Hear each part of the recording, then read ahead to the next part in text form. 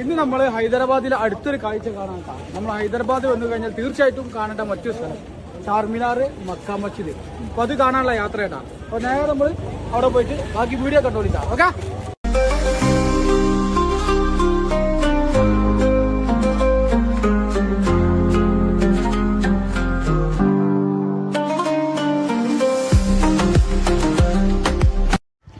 ഹൈദരാബാദ് വരികയാണെങ്കിൽ തീർച്ചയായിട്ടും കാണേണ്ട ഒരു സ്ഥലമാണ് കേട്ടോ ചാർമിനാർ. അതും എൻ്റെ ഒരു അഭിപ്രായത്തിൽ ചാർമിനാർ 2 തവണയായിട്ട് തന്നെ കാണണം. രാത്രിയിലും കാണണം, പകലും കാണണം. രണ്ടും വ്യത്യസ്തമായ അനുഭവങ്ങൾ നമുക്ക് തരും. ഇതിന്റെ മുമ്പിൽ ഒരുപാട് വ്യത്യസ്തമായ കച്ചവടക്കാരെ നമുക്ക് കാണാൻ പറ്റും. സത്യം പറഞ്ഞു കഴിഞ്ഞാൽ വാപ്പാനി ഉമ്മാനി ഒഴിക്കുള്ള മറ്റു എന്ത് സാധനങ്ങളും വില കുറവിൽ കിട്ടുന്ന ഒരു സ്ഥലമാണ് ചാർമിനാറിന്റെ ആ ഒരു പരിസരം. ചാർമിനാർ എന്ന് വെച്ച് കഴിഞ്ഞാൽ ഉറുദുവിലെ 2 വാക്കുകളാണ് കേട്ടോ. എന്ന് വെച്ചാൽ 4 മുനാരങ്ങൾ ചേർന്ന ഒരു പള്ളി എന്നൊക്കെ പറയാം. അപ്പോൾ ചാർമിനാറിന് മെയിൻ എൻട്രൻസിൽ 2 ഗേറ്റുകളാണ്. 2 ഗേറ്റുകൾ കടന്നു പോയാലാണ് ചാർമിനാർ നമുക്ക് കാണാൻ പറ്റുള്ളൂ. അപ്പോൾ ഞാനിപ്പോൾ കാണിക്കുന്നത് അതിൻ്റെ 2ാമത്തെ ഗേറ്റാണ്. അതിൻ്റെ അപ്പുറത്താണ് ചാർമിനാർ സ്ഥിതി ചെയ്യുന്നത്. 1591 ചാർമിനാർ നിർമ്മിച്ചിട്ടുള്ളത് കേട്ടോ. ചാർമിനാർ നിർമ്മിക്കുന്നതിൽ ഒരു കഥ ഉണ്ട്. ആ ഒരു കഥ എന്ന് വെച്ചാൽ നമ്മുടെ നാട്ടിലൊക്കെ എലിപ്പനി പോലത്തുള്ള രോഗങ്ങൾ ഉണ്ടാവില്ല, മാരകമായ രോഗം.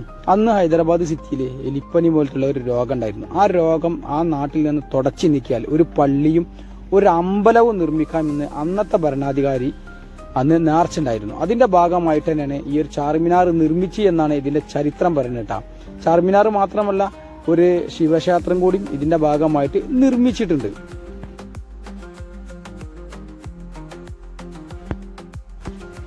ഈ ഒരു ചാർമിനാറിന്റെ പരിസരത്ത് നമുക്ക് എല്ലാ മുതലും നമുക്ക് കിട്ടും. സത്യം പറഞ്ഞാൽ ഞാൻ നേരത്തെ പറഞ്ഞ പോലെ നമുക്ക് എന്ത് വേണം എല്ലാം നമുക്ക് ഇവിടെ കിട്ടും. ഈ ഒരു ചാർമിനാറിന്റെ ആ ഒരു കാലിന്റെ താഴ്ഭാഗത്തായിട്ട് ഒരു ചുവന്നൊരു കൂടാരം കണ്ടില്ല, ഒരു പന്തലുമാതിരി. അതിവിടുത്തെ ഒരു അമ്പലമാണ് കേട്ടോ. 2011 ഞാനും എൻ്റെ സുഹൃത്തുക്കളും കൂടി ഇവിടെ വന്നിട്ടുണ്ട്. ആ ഒരു സമയത്ത് ഇങ്ങനെ ഒരു അമ്പലം ഇവിടെ ഇല്ലായിരുന്നു. അന്ന് ഏകദേശം ഒരു ചെറിയൊരു നമ്മളെ 1 അടി വലുപ്പത്തിലുള്ള അത്ര മാത്രമുള്ള ചെറിയൊരു കൂടിൻ്റെ ഉള്ളിൽ ചെറിയൊരു പ്രതിഷ്ഠ. അവിടെ ആളുകൾ പൈസ അങ്ങനെ ഇട്ടുകൊണ്ട് പോകുക എന്നല്ലാതെ വേറൊരു പരിപാടി ചെയ്യാൻ കേട്ടോ. ഇപ്പൊ 2025 ആയതോട് കൂടിയിട്ട് കണ്ടില്ലെങ്കിൽ ചാർമിനാറിന്റെ 1ാമത്തെ കാലിന്റെ അത്രയും വലുപ്പത്തിലാണ് ഈ ഒരു അമ്പലം പടർന്നു നിൽക്കുന്നത്. ഇവിടെ പൂജയും അതുപോലെ തന്നെ എല്ലാ കാര്യങ്ങളും ഇവിടെ നടക്കുന്നുണ്ട് കേട്ടോ. ഇതിന്റെ ഒരു കണക്കൂട്ടിൽ അതല്ലെങ്കിൽ ഒരു അഭിപ്രായം പറയണമെങ്കിൽ 2035 ഒക്കെ ആകുമ്പോഴത്തേന് ഒരു പക്ഷെ ചാർമിനാറിനെ ഇവിടെ ഉണ്ടാവൂല. ഇവിടെ പകരം ഒരു അമ്പലമായിട്ട് തന്നെ മാറട്ടാ. ഇന്നിവിടെ ഭയങ്കരമായിട്ട് കണ്ടില്ല ഭയങ്കരമായിട്ട് ആളുകൾ ഇവിടെ പൂജിക്കലും കാര്യങ്ങളൊക്കെ ഉണ്ട്. അതിനുള്ളൊരു പ്രതീക്ഷ ഉണ്ട്. ചാർമിനാറിന്റെ ആ ഒരു കാലിന്റെ താഴ്ഭാഗത്തായിട്ടാണ് കണ്ടില്ലെങ്കിൽ അതിന്റെ നേരെ താഴ്ഭാഗത്തായിട്ട് ഒരു അമ്പലമായി, ചെറിയൊരു അമ്പലമായിരുന്നു. ഇന്നിപ്പോൾ ഒരുപാട് മാറി. ഇവിടെ ഫുൾ ടൈം പോലീസ് സെക്യൂരിറ്റി ആട്ടാ. കാരണം വെച്ചാൽ ഇവിടെ 2-3 തവണ ബോംബ് സ്ഫോടനമൊക്കെ നടന്ന ഒരു സ്ഥലം തന്നെയാണ്. അതുപോലെ തന്നെ ഞങ്ങൾ അന്ന് വന്ന സമയത്ത് ഈ ഒരു ഭാഗമൊക്കെ ഫുള്ള് ക്ലീൻ ആയിരുന്നു. അതായത് നമുക്ക് എവിടെ നിന്നിട്ടും ഫോട്ടോ എടുക്കാനിട്ടാ. പക്ഷെ ഇന്ന് നമുക്ക് നല്ലൊരു ഫോട്ടോസ് എടുക്കാൻ പോലും നമുക്ക് ഇവിടുന്ന് പറ്റൂല. ഇന്നിപ്പം ഈ ഒരു സ്ഥലം ഫുള്ളായിട്ട് കച്ചവടക്കാർ കയ്യേറിക്കാണ്ട്, ചെറുകിട കച്ചവടക്കാർ കയ്യേറിക്കാണ്ടാണ് നിൽക്കുന്നത്. ഇതിന്റെ ബാക്ക് സൈഡിലായിട്ടാണ് മക്ക മസ്ജിദ്. ആ കാണുന്ന 2 മുനാരങ്ങൾ കണ്ടാണ്, അതാണ് മക്ക മസ്ജിദ്. അപ്പം അത് ഞാൻ വേറൊരു വീഡിയോ എടുത്ത് കാണിച്ചു തരാം കേട്ടോ. 2011 ഫോട്ടോ വേണമെന്ന് ഞങ്ങൾ കാണിച്ചു തരാം. അതിൽ ഈ ഒരു ഭാഗം ഫുള്ള് റോഡായിരുന്നു. ഇതിന്റെ 4 സൈഡ് റോഡാണ്. ആ റോഡിന്റെ സെന്റർ ഭാഗത്തായിട്ടാണ് ഈ ചാർമിനാർ നിൽക്കുന്നത്. അതായത് ഒരു സർക്കിളിന്റെ സെന്റർ ഭാഗത്തായിട്ടാണ് ഈ ഒരു ചാർമിനാർ നിൽക്കുന്നത്. പക്ഷെ ഇന്നിപ്പം ഇത് ഫുള്ള് കച്ചവടക്കാർ കയ്യേറിയിട്ട് നമുക്കൊരു ഫോട്ടോ എടുക്കാൻ പറ്റാത്ത രീതിയിലേക്ക്. ഏതായാലും നമുക്ക് ചാർമിനാറിന്റെ മുകളിലൊക്കെ പോയിട്ട് ഒരു ഫോട്ടോ എടുത്ത് വെക്കാം. ഇതിന്റെ ഈ ചാർമിനാറിന്റെ നേരെ ഈ ബാക്ക് സൈഡിലായിട്ടാണ് നമ്മളെ മക്ക മസ്ജിദ് സ്ഥിതി ചെയ്യുന്നത് കേട്ടോ. നമ്മൾ മുകളിലോട്ട് കയറി പോകണമെങ്കിൽ ഇവിടുന്ന് ടിക്കറ്റ് എടുക്കണം. ഇവിടെയാണ് ടിക്കറ്റ് കൗണ്ടർ കിട്ടാം. ഒരാൾക്ക് ടിക്കറ്റിന് ഏകദേശം 25 രൂപയാണ് ടിക്കറ്റിന് വേണ്ടത്. അപ്പോൾ നമ്മൾ ഇപ്പോൾ ടിക്കറ്റ് എടുത്തിന് ഇനി മുകളിലോട്ട് കയറി പോകണം. അപ്പോൾ ഈ ലൈനിൽ നിന്നിട്ടാണ് നമ്മൾ മുകളിലോട്ട് ഇനി കയറി പോകണം കേട്ടോ.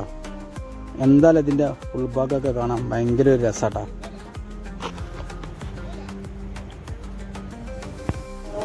അപ്പോ നമ്മൾ ചാർമിനാറിന്റെ നമുക്ക് എൻട്രൻസിലുള്ളടത്തേക്ക് നമ്മൾ കയറി പോകാം. ടിക്കറ്റ് എടുത്താണ് മുകളിലോട്ട് കയറി പോട്ടാ. ചാർമിനാറിന്റെ മൊത്തം ഹൈറ്റ് 49 മീറ്റർ ഹൈറ്റ് ആട്ടാ ചാർമിനാർ. അതുപോലെ തന്നെ 150 പടികളാണ്. പടികൾ എന്ന് പറഞ്ഞാൽ ഒരു രക്ഷയില്ല. ഏകദേശം 40 സെന്റിമീറ്റർ ഒക്കെ അതിന്റെ വീതി ഉണ്ടാവുള്ളൂ. കഷ്ടിച്ച് ഒരാൾക്ക് അങ്ങോട്ട് കടന്നു പോകാനേ പറ്റുള്ളൂ കേട്ടോ. ഇങ്ങോട്ട് ഒരാൾക്ക് റിട്ടേൺ വരാൻ പറ്റില്ല. അത്രയും കഷ്ടിച്ചാണ് ആ പടികളുള്ളത്. എനിക്ക് തോന്നുന്നു ആ മുനാരത്തിന്റെ ഉള്ളിൽ കൂടെയാണ് അതിന്റെ പടികൾ വളഞ്ഞു തിരിഞ്ഞ് മുകളിലോട്ട് കയറി പോട്ടാ. ഒരു രക്ഷയില്ല. പക്ഷെ മുകളിൽ എത്തിക്കഴിഞ്ഞാല് അസാധ്യം എന്ന് പറയാം. അത്രയും നല്ലൊരു വ്യൂ നമുക്ക് കാണാം കച്ചവടക്കാരൊക്കെ ആയിട്ട്. ഏതായാലും നമുക്ക് മുകളിലോട്ട് പോയി വെക്കുക. അസാധ്യം എന്ന് വേണമെന്ന് പറയാം. പനിപ്പോയി. ഹൈദരാബാദ് മൊത്തം ചുറ്റിട്ട് ഞാൻ പനിയില്ല. അതിലങ്ങള് ഹായ് വാ. ചാർമിനാറിന്റെ മുകളിൽ നിന്നുള്ള ആ ഒരു വ്യൂ ഒക്കെ നിങ്ങള് ഒരു രക്ഷയില്ല കേട്ടാ. നല്ല കാറ്റ്. അല്ല, ചാർമിനാറിന്റെ പടിനുള്ളിൽ കൂടെ കയറിക്കാണ്ട് കൊയങ്ങിയാണ്ട് അമാന്തമായിരിക്കുന്ന രണ്ട് ഈ ഒരു ചാർമിനാർ എന്ന് പറഞ്ഞു കഴിഞ്ഞാൽ ശരിക്കും ഇതൊരു ഷിയ പള്ളിയാണ് കേട്ടോ. ഇതിന്റെ ഒരു ഭാഗമാണ് നമ്മൾ കയറി വന്ന എൻട്രൻസ് ആണ് ആ കാണുന്നത്. അതിന്റെ ഒന്നാമത്തെ കവാടം അതിൽ കൂടെയാണ് നമ്മൾ കയറി വന്നത്. ഇനി ഞാൻ രണ്ടാമത്തെ ഇതിന്റെ വേറൊരു കവാടം കാണിച്ചു തരാം. അതായത് നമ്മളെ മക്കാ മസ്ജിദിന്റെ ആ ഒരു ഭാഗം കണ്ടില്ലേ. ഇതിന്റെ മറ്റൊരു സൈഡാണ്. ഇനി ഇവിടുന്ന് രണ്ട് സൈഡും കൂടി ഉണ്ട് നമുക്ക് കാണാൻ.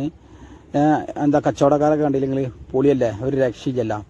ഇവിടുന്ന് നോക്കിക്കഴിഞ്ഞാൽ നമുക്ക് എന്താ ചെയ്യാ, നമുക്ക് മക്കാ മസ്ജിദ് കാണാം. കണ്ടില്ലേ, അതാണ് മക്കാ മസ്ജിദ്. ചാർമിനാറും മക്കാ മസ്ജിദും ഏകദേശം 300 മീറ്റർ അകലെയായിട്ടാണ് നിൽക്കുന്നത്. ഒരു രക്ഷയില്ല, പൊളിയല്ലേ. ഇതൊക്കെ ഒരിക്കലെങ്കിലും വന്ന് കാണണം. ഇത് നമ്മൾ മൊബൈലിൽ കാണുന്നത് പോലെ കണ്ണുകൊണ്ട് കാണുമ്പോൾ ഉണ്ടാകേണ്ട ആ ഒരു രസം ഉണ്ടല്ലോ, അതൊരു വല്ലാത്തൊരു അനുഭവമാണ്. ഈ ആളും ബാളും കച്ചവടക്കാരും. ചാർമിനാറിന്റെ സന്ദർഭമാണ് ഞാൻ കാണിക്കുന്നത്. നമ്മളിപ്പോ ടിക്കറ്റ് എടുത്ത് കയറി വന്ന ആ ടിക്കറ്റ് ലൈനാണ് ആ കാണുന്നത്. ആ കാണുന്ന ആ ഒരു കാലിന്റെ ഉള്ളിൽ കൂടെ, ചാർമിനാറിന്റെ ആ കാലുണ്ടല്ല, അതിന്റെ ഉള്ളിൽ കൂടെ ഇതിന്റെ ഉള്ളിൽ പ്രവേശനം കോണിൽ കിട്ടാം. വളരെ ചെറിയ ഇടുങ്ങിയ കോണിയാണ്. സത്യം പറഞ്ഞാൽ ഹൈദരാബാദ് മൊത്തം ചുറ്റിയിട്ട് ഞാൻ കൊയങ്ങിയിട്ടില്ല. പക്ഷെ ഈ ഒരു കോണി കയറിയപ്പോൾ സത്യം പറഞ്ഞാൽ കൊയങ്ങിപ്പോയി.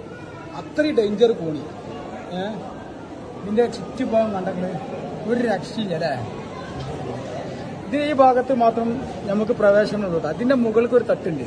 ഇതിന്റെ മുകളിലായിട്ട് ഒരു തട്ടുണ്ട്. അവിടെ നിസ്കാരമൊക്കെ നടന്ന ഒരു സ്ഥലമാണ് അന്നത്തെ കാലത്ത്. ഇപ്പൊ അവർക്ക് പ്രവേശനമൊന്നുമില്ല. ഇതിന്റെ 4 സൈഡും ഭയങ്കര രസമാണ്. ഇത് ചാർമിനാറിന്റെ മൂന്നാമത്തെ സൈഡാണ് ട്ടാ. 2 എൻട്രൻസ് ഞാൻ കാണിച്ചു തന്നു. മക്കാ മസ്ജിദിന്റെ ഭാഗം കാണിച്ചു തന്നു. അതുപോലെ തന്നെ മെയിൻ എൻട്രൻസ് നമ്മൾ കടന്നു വന്ന ഭാഗം കാണിച്ചു തന്നു. ഇത് മൂന്നാമത്തെ എൻട്രൻസ് ആണ്. ഈ ഒരു ചാർമിനാർ പൂർണ്ണമായിട്ട് നിർമ്മിച്ചത് കരിങ്കല്ല് കൊണ്ട്, ചുണ്ണാമ്പ് കല്ല് കൊണ്ട്, ഗ്രാനൈറ്റ് കല്ല് കൊണ്ടിട്ടാ നിർമ്മിച്ചിട്ടുള്ളത്. സംഭവം പൊളിയാണ്, ഒരു രക്ഷയില്ല.